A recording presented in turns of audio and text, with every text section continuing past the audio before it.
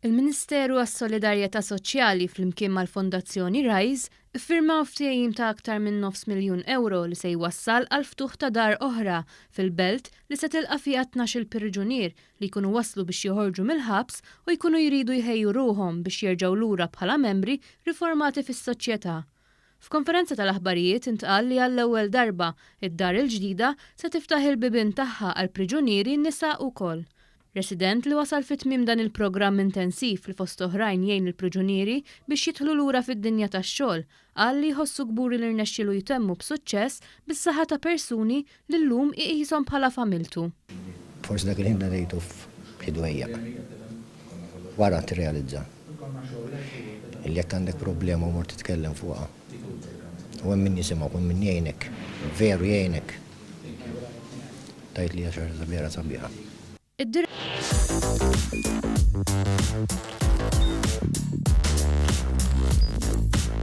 Idħol fuq one.com.mt u hemmhekk tista' tara l-programmi kollha li jxandru fuq One permezz ta' One Play.